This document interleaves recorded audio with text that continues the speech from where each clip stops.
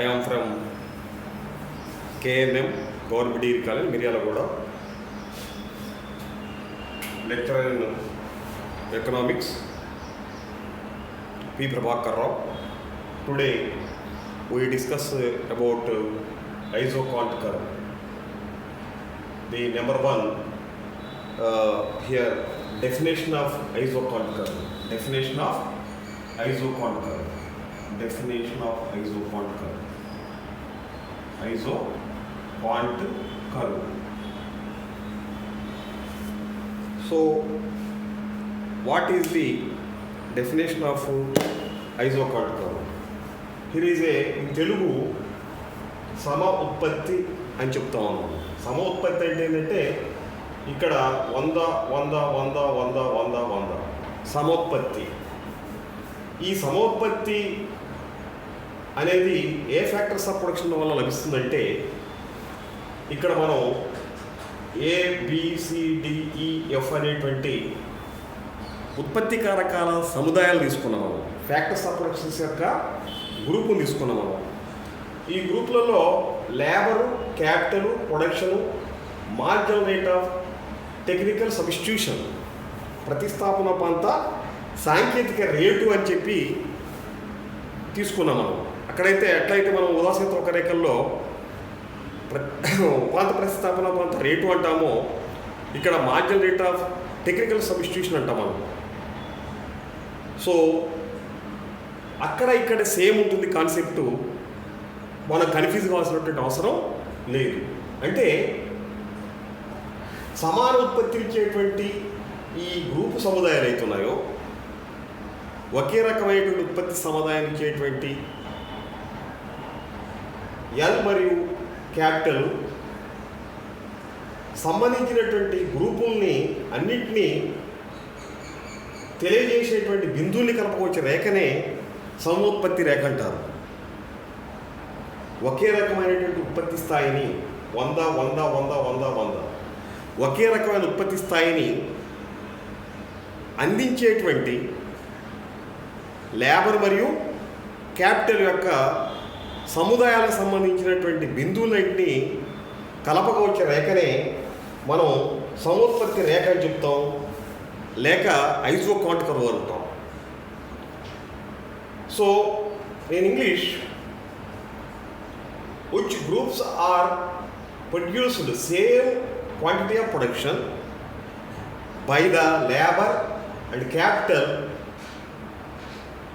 related points is whenever you draw the line, that line is called as ISOCONT curve. ఈ సమోత్పత్తి రేఖల విశ్లేషణ అనేది సాధారణంగా ఉదాసీనత వక్రరేఖల విశ్లేషణ పోలి ఉంటుంది. అక్కడ మనం ఉదాసీనత వక్రరేఖ అంటే వినియోగదారుడు పొందకూరేటువంటి వివిధ సముదాయాలను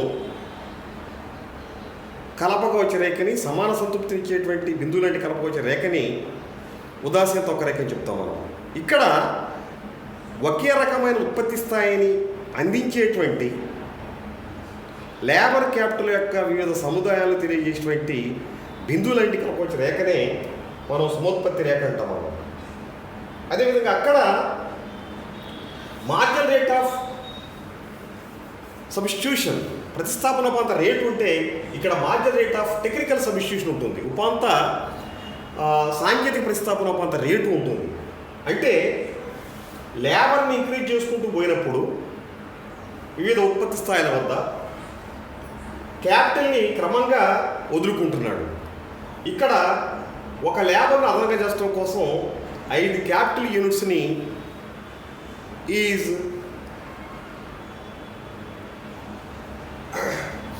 ఆటోమేటికల్లీ వదులుకుంటా ఉన్నాడు. ఇక్కడ 1:4 ఉంది, ఇక్కడ 1:3 ఉంది, ఇక్కడ 1:2 ఉంది, ఇక్కడ 1:1 ఉంది. అంటే technical substitution rate normally decrease అవుతూ ఉంటుంది. సో అందువలన ఈ సమోత్పత్తి రేఖ మూల బిందువుకి కుంభాకారంగా ఉంటుంది. తర్వాత కొంత మూల బిందువుకి కుంభాకారంగా ఉంటుంది. అదేవిధంగా ప్రతిస్థాపనోపాంత రేటు తగ్గుతూ ఉంటుంది, వదులుకునే రేటు తగ్గుతూ ఉంటుంది. ఎట్లాంటి ఇక్కడ ఏ నుంచి బి బిందుకు వచ్చినప్పుడు ఎక్కువ వదులుకుంటున్నాడు, క్యాపిటల్ ఎక్కువగా తీసుకోవడం కోసం లేబర్ని ఒకే రేట్లో వదులుకుంటూ ఉన్నాడు, లేబర్ని ఒకే రేట్లో వదులుకుంటున్నాడు. అదేవిధంగా సో ఇది marginal rate of technical substitution అనేది తగ్గుతున్నటువంటి విషయాన్ని తెలియజేస్తూ ఉంది. మార్జినల్ రేట్ ఆఫ్ టెక్నికల్ సబ్స్టిట్యూషన్ని తగ్గుతున్నటువంటి విషయాన్ని ఇది తెలియజేస్తూ ఉంది. సో ఈ విధంగా మనం ఈ షెడ్యూల్ని ఇక్కడ ఓఎక్స్ అక్షం మీద లేబర్ని స్వీకరించి ఓవై అక్షం పైన క్యాపిటల్ స్వీకరించినప్పుడు 5 యూనిట్లు, 10 యూనిట్లు, 15 యూనిట్లు, 20 యూనిట్లు, 25 యూనిట్లు క్యాపిటల్ స్వీకరించాం. లేబర్ 1, 2, 3, 4, 5, 6 లేబర్ యూనిట్స్ని మనం స్వీకరించాం. చూడండి, ఇక్కడ ఒక్కొక్క లేబర్ని అదనంగా పొందడం కోసం క్రమంగా వదులుకునేటువంటి రేటు తగ్గుతూ ఉంది. వదులుకునేటువంటి రేటు క్రమంగా తగ్గుతూ ఉంది. అంటే ఇదేం వదులుకునే రేటు, క్యాపిటల్ని వదులుకునేటువంటి రేటు తగ్గుతూ ఉంది. అలా తగ్గటం వల్లే ఈ క్యాపిటల్కి ఈ లేబర్ గల సంబంధాలు తెలియజేసేటువంటి సమాన ఉత్పత్తి ఇచ్చేటువంటి ABCDEF బిందువులంటి కలపొచ్చే రేఖనే మనం ఐసోకాంట్ కర్వ్ అని చెప్తాం. ఈ ఐసోకాంట్ కర్వ్ ఓఎక్స్ అక్షానికి లేక మూల బిందువుకి కుంభాకారంగా ఉంటుంది. అంతేకాకుండా marginal rate of technical substitution అనేది తగ్గడం వలన అది కుంభాకారంగా ఉంటుంది. సో ఇకపోతే this is the isoquant curve. And finally properties of isoquant curve. మనం ఐసోకాంట్ కర్వ్స్ యొక్క లక్షణాలకు వచ్చినప్పుడు నెంబర్ 1 అది ఎక్స్ యాక్సిస్కి it is not parallel. X అక్షానికి ఇది సమాంతరంగా ఉండదని మనం చెప్పవచ్చు. మనం నెంబర్ 1 ఎక్స్ అక్షానికి సమాంతరంగా ఉండదు. ఏది? సమోత్పత్తి రేఖ. ఎందుకంటే ఇక్కడ ప్రతిస్థాపనోపాంత రేటు క్షీణించదు. ఇక్కడ లేబర్ని తీసుకున్న కొద్దీ క్యాపిటల్ వదులుకునేది ఏమీ ఉండదు. కాబట్టి ఎక్స్ అక్షానికి సమాంతరంగా ఉండదు. అదేవిధంగా ఇవి కూడా సమాన ఉత్పత్తిని ఇవ్వవు.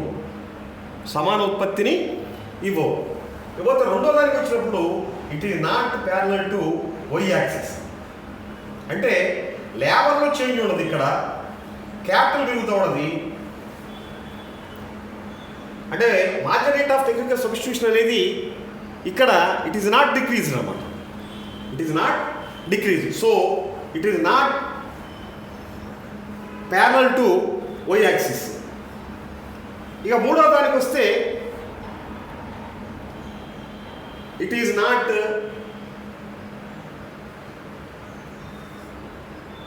in the form of concave curve.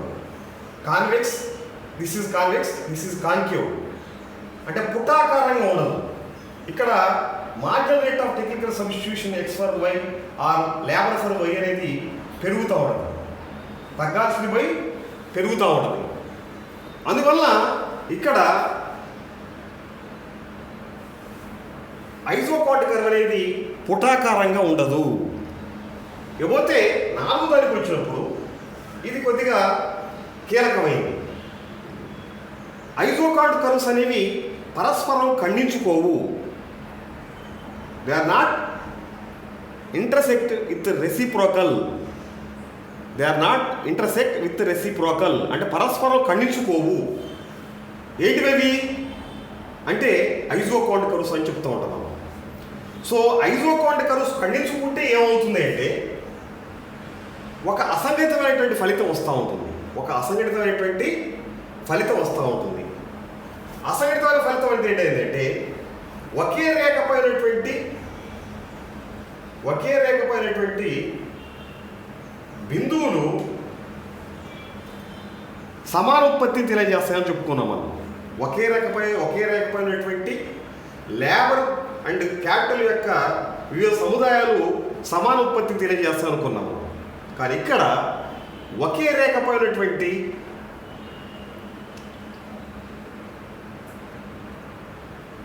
వివిధ బిందువులు ఒక చోట సమాన సంతృప్తి సమాన ఉత్పత్తిని ఇస్తాయి, కానీ మరొక చోట వేరువేరు ఉత్పత్తి స్థాయిని తెలియజేస్తూ ఉంటాయి. దాన్నే అసంగత ఫలితం అని చెప్తూ ఉంటుంది. దాన్నే అసంగత ఫలితం అని చెప్తూ ఉంటుంది. సో అసంగత ఫలితం అని ఎందుకు చెప్తారంటే ఇక్కడ చూద్దాం మనం. దిస్ ఈజ్ ఈక్వల్ టు ఖండించుకుంటే ఏమవుతుంది చూడండి. y యాక్సిస్ మీద మనం క్యాపిటల్ తీసుకుంటాం. y యాక్సిస్ మీద క్యాపిటల్ తీసుకుంటాం. x యాక్సిస్ మీద లేబర్ తీసుకుంటాం. తీసుకున్నప్పుడు దిస్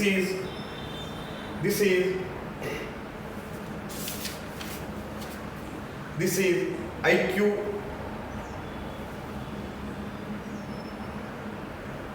IQ2 అనుకుందాం. దిస్ ఈజ్ IQ1 అనుకుందాం. IQ1 చూడండి. ఇక్కడ లేబరు క్యాపిటల్ ఈ బిందువు వద్ద ఈక్వల్ ప్రొడక్షన్ ఇస్తూ ఉన్నాయి. రెండు రేఖల పైనటువంటి IQ రేఖల పైన ఈక్వల్ ప్రొడక్షన్ ఇస్తూ ఉన్నాయి. కానీ ఇక్కడ తీసుకుంటే ఇక్కడ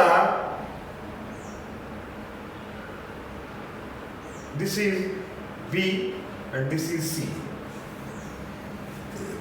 A మరియు C IQ2 పైనటువంటి లేబర్ అండ్ క్యాపిటల్ ఇక్కడ ఈక్వల్ ప్రొడక్షన్ ఇస్తూ ఉన్నాయి. Marginal rate of technical substitution అనేది క్షీణిస్తూ ఉంది IQ2 పైన. IQ1 పైన ఉన్నటువంటి A మరియు B బిందువుల వద్ద సమాన ఉత్పత్తి వస్తాయి. ఆ తర్వాత marginal rate of technical substitution అనేది క్షీణిస్తూ ఉంది అనేది మనకి అర్థమవుతుంది. కానీ ఇక్కడ రెండు రేఖల పైన అంటే IQ2 పైన IQ1 పైన ఇచ్చేటువంటి ఉత్పత్తి ఒకే రీతిగా ఉంటుంది, సమానంగా ఉంటుంది. కానీ IQ2 పైన ఉన్నటువంటి C బిందువు వద్ద ఉండేటువంటి ఉత్పత్తి స్థాయి కన్నా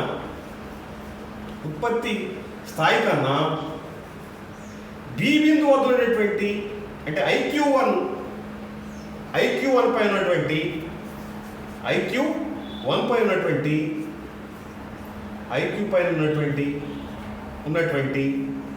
B బిందువు వద్ద ఎక్కువ ఉత్పత్తి స్థాయి వస్తుంది. అంటే ఖండించుకోక ముందు marginal rate of technical substitution దేనికి దాని పరంగా చూసినప్పుడు క్షీణిస్తుంది, దేనికి దానికి రేఖలు చూసినప్పుడు సమాన ఉత్పత్తిని ఇస్తున్నాయి. ఖండించుకున్నప్పుడు కూడా marginal rate of technical substitution క్షీణిస్తూ ఉంది. రెండు ఏ బిందువు వద్ద సమాన ఉత్పత్తి స్థాయిని తెలియజేస్తుంది. కానీ ఖండించుకున్న తర్వాత IQ2 పైనటువంటి C బిందువు వద్ద ఉండే ఉత్పత్తి స్థాయి కన్నా IQ1 పైనటువంటి B బిందువు వద్ద ఎక్కువ ఉత్పత్తి స్థాయి కనపడతా ఉంది. అందువల్ల పరస్పరం ఖండించుకున్న తర్వాత రెండు రేఖలపైనటువంటి C బిందువులు B బిందువు ఇచ్చేటువంటి ఉత్పత్తి స్థాయిలు వేరువేరుగా ఉంటాయి. లేక C బిందువు వద్ద ఉన్నటువంటి ఉత్పత్తి స్థాయి కన్నా B బిందువు వద్ద ఉన్నటువంటి ఉత్పత్తి స్థాయి ఎక్కువగా ఉంటుంది. ఇది అసంగత ఫలితంగా దీన్ని చెప్తూ ఉంటుంది. కాబట్టి పరస్పరం ఇవి ఖండించుకోకూడదని మనం చెప్తూ ఉంటాం. పరస్పరం ఖండించుకోకూడదని చెప్తూ ఉంటాం మనం. లేకపోతే ఐదవ దానికి వచ్చినప్పుడు ప్రత్యామ్నాయ ఉత్పత్తి కారకాల విషయంలో సరళంగా ఉంటుంది. ప్రత్యామ్నాయ ఉత్పత్తి కారకాలు అంటే ఇక్కడ లేబర్ బదులుగా ల్యాండ్ క్యాపిటల్ ఉపయోగించుకోవచ్చు, క్యాపిటల్ బదులుగా లేబర్ను ఉపయోగించుకోవచ్చు. అంటే అప్పుడు అక్కడ ఐదవ దానికి వచ్చినప్పుడు మనకు ప్రత్యామ్నాయ ఉత్పత్తి కారకాల విషయంలోకి వచ్చినప్పుడు కర్వ్ అనేది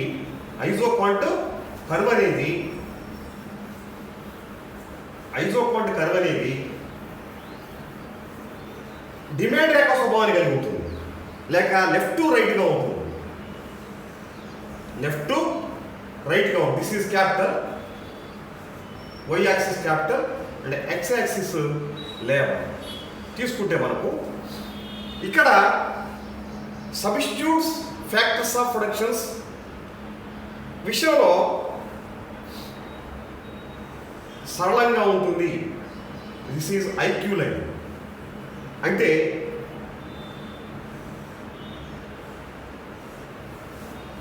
ఎడమచుకుడికి కిందికి వారుకుంటూ ఉంటుంది.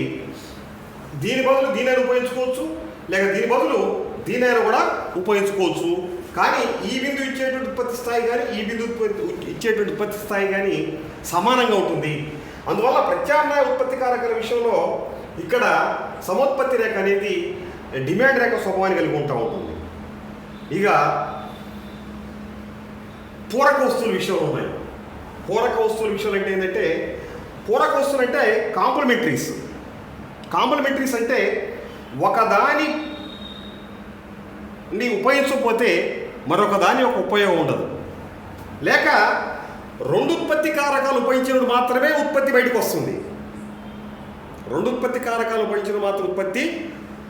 వస్తుంది. ఒకవేళ ఒక ఉత్పత్తి కారకాన్ని ఉపయోగించిన ఆ ఉత్పత్తి కారకం యొక్క ప్రభావం మనకి కనపడుతూ ఉంటుంది. అంటే మనం పూరక వస్తువులు అని ఎట్లా చెప్తాము అంటే, పెట్రోల్ మరియు కార్ని మనం పూరక వస్తువు అని చెప్తాము. కారు లేకపోతే పెట్రోల్ ఉపయోగం ఉండదు, పెట్రోల్ లేకపోతే కారు ఉపయోగం ఉండదు. అదేవిధంగా లెఫ్ట్ లెగ్ యొక్క చెప్పు లేకపోతే రైట్ లెగ్ యొక్క చెప్పు యొక్క ఉపయోగం ఉండదు, షూ యొక్క ఉపయోగం ఉండదు. రైట్ లెగ్ యొక్క షూ లేకపోతే లెఫ్ట్ లెగ్ యొక్క షూ ఉపయోగం ఉండదు.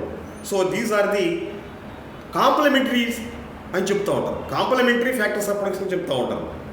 అక్కడ కాంప్లిమెంటరీ గూడ్స్ ఎట్లా చెప్తామో ఇక్కడ కాంప్లిమెంటరీ ఫ్యాక్టర్ ఆఫ్ ప్రొడక్షన్స్ అని చెప్తూ ఉంటాము. దీని విషయంలో ఇక్కడ మన ఐసోపాడ్ కర్వ్ అనేది ఎల్ ఆకారంలో ఉంటా ఉంటుంది. This is capital and this is labour. OX OY. చూడండి, ఇక్కడ ఈ బిందువు వద్ద రెండు ఉన్నాయి కానీ ఇక్కడ క్యాపిటల్ లేదు. ఈ బిందువు వద్ద రెండు ఉన్నాయి కానీ ఇక్కడ లేబర్ లేదు. ఇక్కడ అంతే, క్యాపిటల్ ఉంది, ఇక్కడ లేబర్ లేదు. ఇక్కడ లేబర్ ఉంది, ఇక్కడ క్యాపిటల్ లేదు. అందువలన పూరక ఉత్పత్తి కారకాల విషయంలో మన ఐసోపాడ్ కర్వ్ అనేది ఎల్ ఆకారంలో ఉంటుంది, ఎల్ షేప్లో ఉంటుంది మనకి. ఈ విధంగా మనం సమోత్పత్తి రేఖల యొక్క లక్షణాలని అధ్యయనం చేస్తూ ఉంటాం మనం. అదేవిధంగా ఐసోక్వాంట్ మ్యాప్ కూడా ఉంటుంది మనకి. ఐసోక్వాంట్ మ్యాప్ అంటే nothing but indifference curve map అని చెప్తూ ఉంటాం. ఇండిఫరెన్స్ కర్వ్ మ్యాప్లో మనకి ఇట్లా ఉంటాయి. వైఎక్స్ పైన క్యాపిటల్ తీసుకుంటాం మనం. అదేవిధంగా ఎక్స్ యాక్సిస్ పైన లేబర్ తీసుకుంటాం. లేబర్ స్వీకరిస్తూ ఉంటాం మనం. స్వీకరించినప్పుడు ఇక్కడ this is IQ1, this is IQ2, this is IQ3 and this is IQ4. దీన్ని ఏమంటామంటే మనం ఐసోక్వాంట్ మ్యాప్ అని చెప్తాం. దీన్ని ఐసోక్వాంట్ మ్యాప్ అని చెప్తూ ఉంటాం మనం. ఐసోక్వాంట్ మ్యాప్ అంటే నథింగ్ బట్ సమోత్పత్తి పటము అంటే IQ1 కన్నా IQ2 ఎక్కువ ఉత్పత్తి స్థాయిని తెలియజేస్తూ ఉంటుంది, లేక IQ1 పై ఉన్నటువంటి బిందువులు సమానుత్పత్తి స్థాయిని తెలియజేస్తాయి. కానీ IQ2 పై ఉన్నటువంటి బిందువులు మాత్రం ఎక్కువ ఉత్పత్తి స్థాయిని తెలియజేస్తాయి. అదేవిధంగా IQ2 పైనటువంటి వివిధ బిందువులు సమానుత్పత్తి స్థాయిని తెలియజేస్తాయి. కానీ IQ3 పైనటువంటి బిందువు మాత్రం ఎక్కువ ఉత్పత్తి స్థాయిని తెలియజేస్తుంది. అదేవిధంగా IQ3 పైనటువంటి వివిధ బిందువులు అంటే క్యాపిటల్ లేబర్ యొక్క సముదాయాల బిందువులు పాయింట్స్ ఈక్వల్ ప్రొడక్షన్ ఇస్తాయి. కానీ IQ3 కన్నా IQ4 ఎక్కువ ప్రొడక్షన్ లెవెల్ని ఇట్ షోస్ అన్నమాట. ఇట్ షోస్ లార్జ్ ప్రొడక్షన్ అన్నమాట. సో ఎక్కువ ఉత్పత్తి స్థాయిని తెలియజేస్తూ ఉంటుంది. అంటే ఒక రేఖను మనం రిప్రజెంటేటివ్ లైన్గా తీసుకుంటే IQ2ని రిప్రజెంటేటివ్ లైన్గా తీసుకుంటే IQ2 కింద ఉన్నటువంటి IQ1 ఐసోకార్టిక్ కర్వ్ తక్కువ ఉత్పత్తి స్థాయిని తెలియజేస్తుంది. అదేవిధంగా IQ2 పైనటువంటి IQ3 పైనటువంటి IQ2 పైనటువంటి IQ3 రేఖ ఎక్కువ ఉత్పత్తి స్థాయిని తెలియజేస్తుంది. అంటే ఈ విధంగా వివిధ ఒకే రకమైన ఉత్పత్తి స్థాయిని తెలియజేసినటువంటి లేబర్ క్యాపిటల్ యొక్క సముదాయాలు తెలియజేసినటువంటి బిందువులు కలిపి పరవచ్చిన రేఖనేమో ఐసోకార్టిక్ కర్వ్ అంటారు. కానీ ఐసోకార్డ్ మ్యాప్ వచ్చినప్పుడు రిప్రజెంటేటివ్ లైన్ ఉన్నటువంటి పైన ఉన్నటువంటి లెఫ్ట్ సైడ్ ఉన్నటువంటిదేమో రైట్ సైడ్ ఉన్నటువంటిదేమో ఎక్కువ లెవెల్ ఆఫ్ ప్రొడక్షన్ని చూపెడుతుంది. లెఫ్ట్ సైడ్ ఉన్నటువంటి ఐసోకార్టిక్ కర్వ్ ఏమో తక్కువ ఉత్పత్తి స్థాయిని తెలియజేస్తూ ఉంటుంది. ఈ విధంగా ఎక్కువ ఉత్పత్తి స్థాయిని తక్కువ ఉత్పత్తి స్థాయిని తెలియజేసేటువంటి వివిధ ఐసోకార్టిక్ కర్వుల యొక్క లైన్స్ అన్నింటి కలపకొచ్చిన పటాన్ని ఏమంటారంటే ఐసోకార్డ్ మ్యాప్ అంటుంది. ఐసోకార్డ్ మ్యాప్ ఇది దేని మాదిరిగా ఉంది? ఉదాసీనత పటం మాదిరిగా ఉంది. అందుకని ఇక్కడ మనం ఉదాసీనత సమోత్పత్తి రేఖలు అంటారు. వీటన్నిటి కూడా ఉదాసీనత సమోత్పత్తి రేఖలు. అంటే వివిధ లేబరు క్యాపిటల్ గ్రూప్స్ యొక్క సముదాయాలు ఇచ్చేటువంటి ఉత్పత్తి స్థాయిలు ఈ విధంగా ఉంటాయని మాత్రం చెప్తాం మనం. ఉంటాయి, ఉన్నాయి అంటలేదు, ఇక్కడ ఉంటాయి అని మాత్రం చెప్తాం మనం. సో దీన్ని మనం ఉదాసీనత మ్యాప్ మాదిరిగా ఐసోకార్డ్ మ్యాప్ని మనం డెరివేట్ చేస్తూ ఉంటాం మనం. సో అంటే ఇక్కడ ఒకే రకమైనటువంటి ఉత్పత్తి స్థాయిని అందించేటువంటి లేబర్ మరియు క్యాపిటల్ సంబంధించినటువంటి సముదాయాలను అన్నింటినీ కలపకొచ్చే రేఖనే ఉదాసీనత ఒక రేఖ అంటారు. ఈ ఉదాసీనత ఒక రేఖకు రిప్రజెంటేటివ్ లైన్ తీసుకుంటే క్రింద ఉన్నటువంటి ఐసోకార్టిక్ కర్వ్ తక్కువ ఉత్పత్తి స్థాయిని తెలియజేస్తుంది. రిప్రజెంటేటివ్ లైన్కి పైన ఉన్నటువంటి ఐసోకార్టిక్ కర్వ్ ఎక్కువ ఉత్పత్తి స్థాయిని తెలియజేస్తూ ఉంటుంది. సో దీన్నే మనం ఏమంటామంటే ఉదాసీనత మ్యాప్ అంటూ ఉంటాం మనం. ఇకపోతే మనకు ఐసోకాస్ట్ కర్వ్ ఉంది, సమవ్యయ రేఖ. సమవ్యయ రేఖ అంటే గుర్తుపెట్టుకోండి, ఉదాసీనత ఒక రేఖల్లో నథింగ్ బట్ బడ్జెట్ లైన్. ఉదాసీనత ఒక రేఖల్లో nothing but budget line. Budget లైన్ని మనం ఎట్లా గీస్తాం మనం అంటే వినియోగదారుని యొక్క ఆదాయాన్ని తీసుకొని, అదేవిధంగా వినియోగదారుడు కొనుగోలు చేసినటువంటి వస్తుధరలను ఆధారం చేసుకొని, ఆ వస్తుధరలతో ఆ ఆదాయంతో పరిమిత ఆదాయంతో వస్తుధర దృష్టి ఉంచుకొని ఎంతంత వస్తు పరిమాణాన్ని కొంటాడో ఆ కొనగలిగేటువంటి సామర్థ్యాన్ని తెలియజేసేటువంటి బిందువులటి కలపొచ్చే రేఖనే బడ్జెట్ లైన్ చెప్తాం. ఇక్కడ మనం ఏం చెప్తామంటే ఇక్కడ సమవ్యయ రేఖ అంటే ఏంటంటే ఉత్పత్తి కారకాల ధరలు స్థిరంగా ఉన్నప్పుడు తన వద్ద ఉన్న పరిమితమైనటువంటి పెట్టుబడితో ఏ సముదాయాల్లో శ్రమను మూలధనాన్ని వాస్తవంగా వినియోగించగలడో తెలియజేసే దాన్ని ఏమంటారంటే సమవ్యయ రేఖ అని చెప్తూ ఉంటుంది. సమవ్యయ రేఖ అనిపిస్తూ ఉంటుంది. ఇక్కడ ఏం చెప్పాం మనం? ఉత్పత్తి కారకాల ధర స్థిరంగా ఉన్నప్పుడు తన వద్ద ఉన్నటువంటి పరిమిత పెట్టుబడితో ఏ సముదాయాల్లో శ్రమను మరియు మూలధనాన్ని వాస్తవంగా వినియోగించగలడో తెలియజేసేటి బిందువులంటి కలపొచ్చే రేఖను ఏమంటారంటే సమవ్యయ రేఖ అంటారు. దీన్నే ఉత్పాదక రేఖలు అంటారు. దీన్నే వీటినే అవుట్లే లైన్స్ అంటారు దీన్ని, లేక దీన్నే ఉత్పత్తి కారకాల ధర రేఖ అని కూడా అంటారు. దీన్ని ఉత్పత్తి కారకాల ధర రేఖ అని కూడా అంటారు.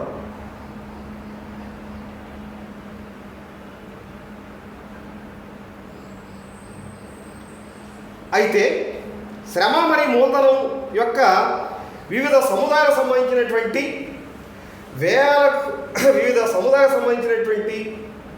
వ్యయాలకు సంబంధించిన బిందువులను కలపక వచ్చేదే సమవ్యయ రేఖ. ఈ రేఖ మీద ప్రతి బిందువు సమాన వ్యయాన్ని తెలియజేస్తుంది. దాన్నే సమవ్యయ రేఖ అంటారు. ఈ సమవ్యయ రేఖ పైన రెండు ఉత్పత్తి కారకాలపై చేసేటువంటి మొత్తం వ్యయాన్ని వాటి ధరల నిష్పత్తిని తెలియజేస్తాయి. దీన్ని రేపు మనం ఒక ఎగ్జాంపుల్ ద్వారా how to derivate the isocost curve అనేది ఒక ఎగ్జాంపుల్ ద్వారా చూద్దాం మనం. Thank you one and for all. Thank you right.